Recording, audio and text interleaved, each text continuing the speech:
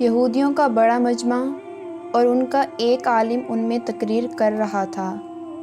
حضرت بایزید بسطامی رحمۃ اللہ علیہ جا کر اس مجمع میں بیٹھ گئے۔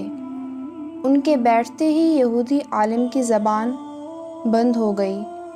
مجمع میں شور ہوا کہ حضرت بولتے کیوں نہیں؟ یہودی عالم نے کہا، ہم میں کوئی محمدی آ گیا ہے، زبان بند کرو۔ لوگوں نے کہا، اسے کھڑا کرو، قتل کریں گے۔ یہودی نے کہا، نہیں بھائی، جو محمدی ہو کھڑا ہو جائے۔ حضرت بایزید بسطامی رحمۃ اللہ علیہ کھڑے ہو گئے۔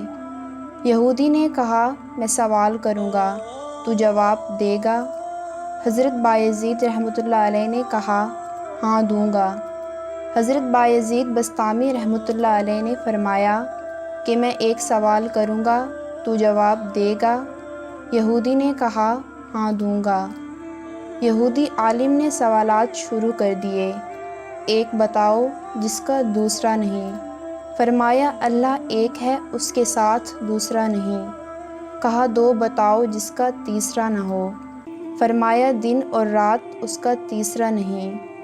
کہا، تین بتاؤ جس کا چوتھا نہ ہو۔ لوح و قلم و کرسی تین ہیں، اس کا چوتھا نہیں۔ کہا کہ چار بتاؤ جس کا پانچواں نہ ہو۔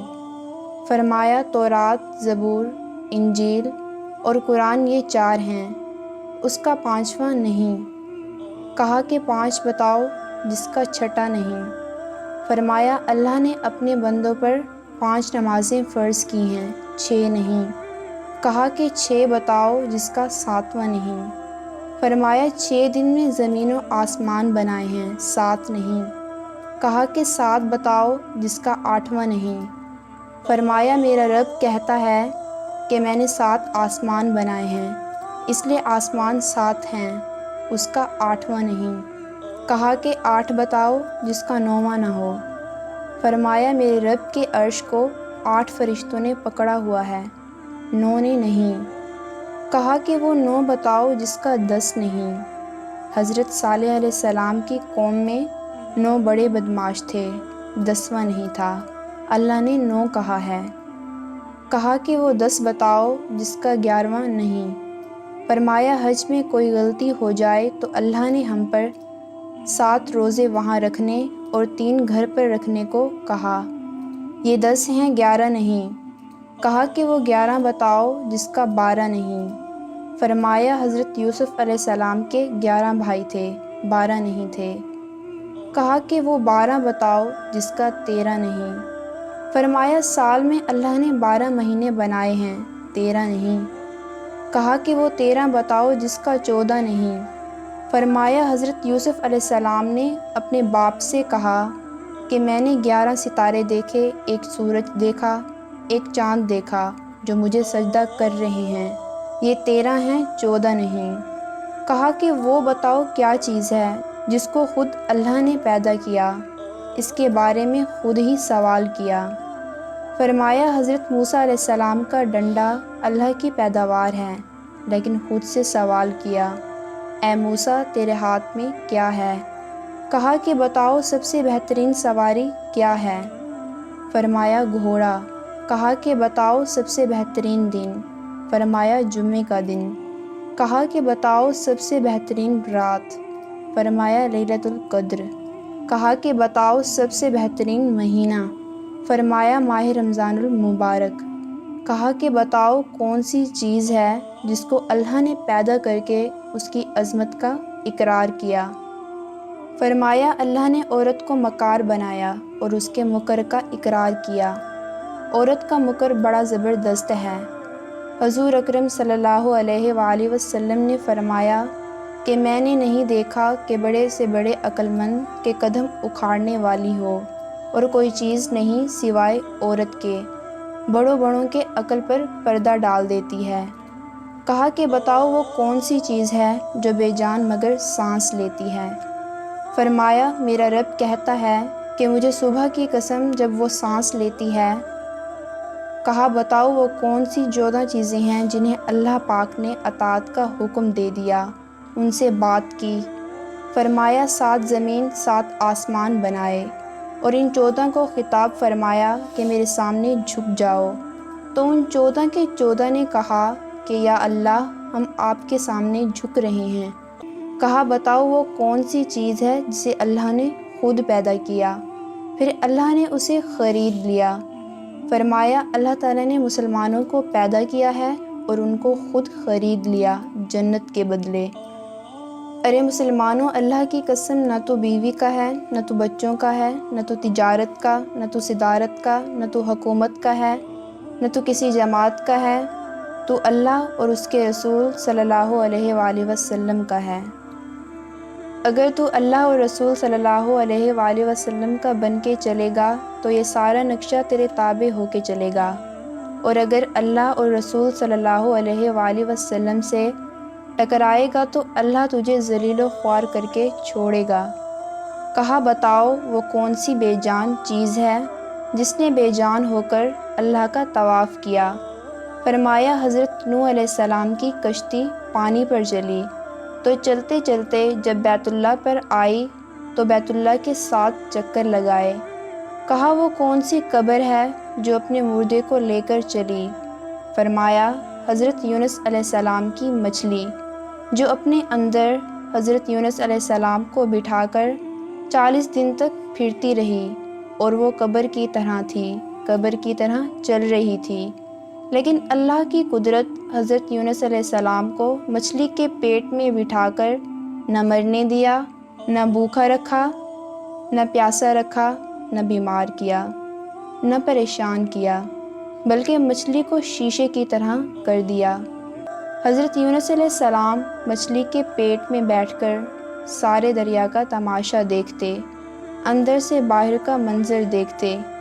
مچھلی کا ایک ہی معدہ ہے، اس میں غذا بھی آ رہی ہے، لیکن حضرت یونس علیہ السلام امانت ہیں، آرام سے بیٹھے ہیں۔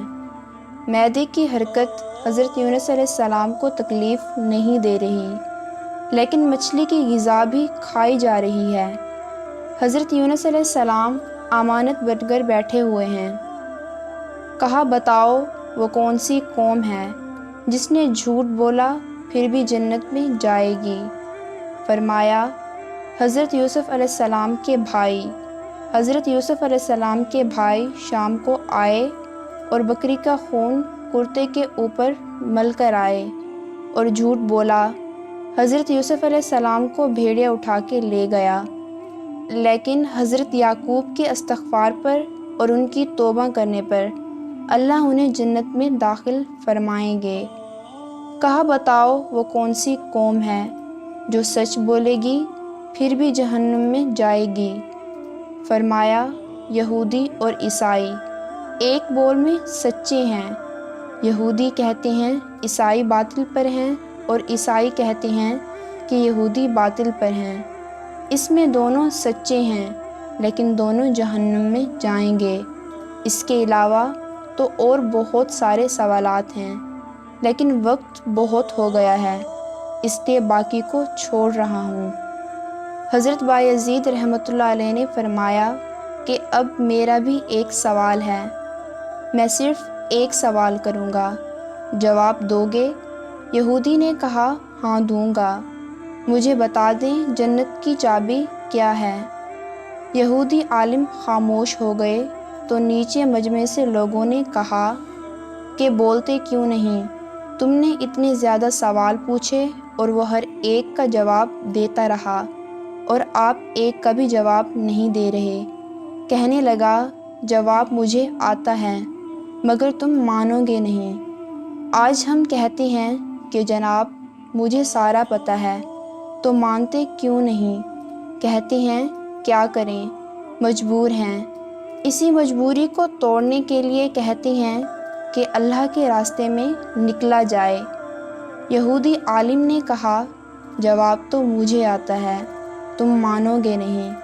کہنے لگے اگر تو کہے گا تو ہم مانیں گے کہ جنت کی چابی تو محمد رسول اللہ صلی اللہ علیہ وآلہ وسلم ہے، اور حضور اکرم صلی اللہ علیہ وآلہ وسلم نے ارشاد فرمایا کہ جنت کی چابی میرے ہاتھ میں ہے، جنت کا جھنڈا میرے ہاتھ میں ہے، ساری دنیا کے انسان میرے جھنڈے کے نیچے جنت میں جائیں گے، کوئی میرے جھنڈے سے نکل نہیں سکتا۔ جنت کا دروازہ اور چابی آپ کے ہاتھ میں ہے اور کوئی اندر جا نہیں سکتا۔